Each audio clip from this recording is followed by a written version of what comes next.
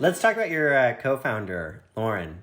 So, what made you decide to work with her? And then two, I think the route that you guys took in terms of having similar skill sets coming in is not common, right? I think that the Glow Recipe co-founders are kind of the same, where they have like very similar backgrounds. But how do you guys kind of divide and conquer in terms of duties on the brand side? Yeah, so Lauren is just the best. Like who she is on Instagram is like truly who she is in real life.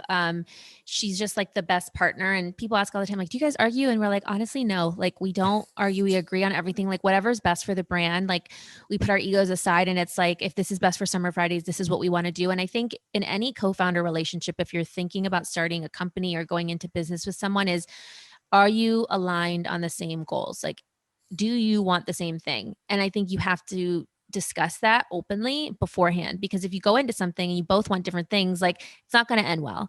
And so ultimately, like we wanted the same things for our brands. And I think, I talked to someone on my podcast and she said her and her co-founder were like, like a diagram where it's like she's one circle and then the co-founder is another circle and there's very little overlap. And that's what makes a great partnership. But for us, we have the same skill sets. So for us, it was like hiring the people who don't know how to do things we don't know how to do. But the benefit is we are similar but different. And so I think when we think about product, we're thinking about marketing to the same woman, but maybe in different times of her life or like a little bit different types of customers. And so Lauren is a mom of two.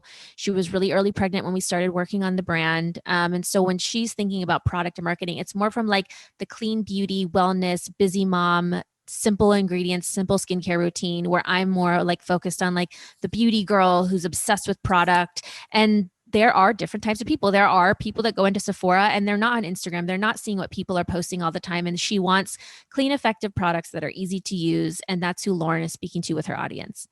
And for me, it's a different type of girl. And so I think it's interesting because we both think of the same thing, but like, how would my customer think of this versus like how, Lauren or my audience would think of something. And so that is really, really helpful for us because I think it helps in marketing because we can't assume that everybody is so knowledgeable about skincare, even though this people I think are more knowledgeable now than ever. There are a lot of skincare novices. And I think that really is the aspect that she brings from her community online. Yeah, that makes a ton of sense. And I also think, the comment you make in there in terms of learning from your community is really interesting as well.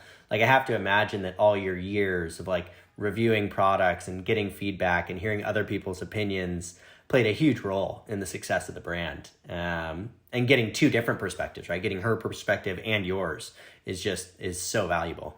It's so valuable. And I think as influencers, like the platform that I use is reward style. And I can see how many people click on things, how many people buy, like what price point, what retailers are they shopping from. And, I would post a product and people would say, is this vegan? Is this cruelty free? Is this good for all skin types? And this is just like years of data that I didn't even know that I was gathering. I was just posting the stuff that I liked. And then with Lauren, it was like for her audience, it was like, oh, is this pregnancy safe? Is this breastfeeding safe? Like, is this easy to use? And so we were taking all of this data of all different types of women and, catering to them. And so it is invaluable to have this two-way conversation and being a smaller brand, we do plan pretty far in advance now, but like we can take that feedback and actually do something with it where I think sometimes if you're a larger company, it might get lost in the shuffle and not actually end up in the right people's hands. And so we're asking our community, and that's really where CC Me was born, which was our first serum outside of face masks. And it was really from asking, our followers, what product do you guys want from us next?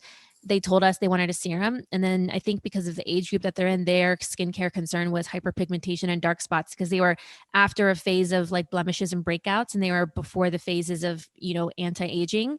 So it was like they wanted this specific skincare concern treated. And that's the product we made. And like now one of our best sellers.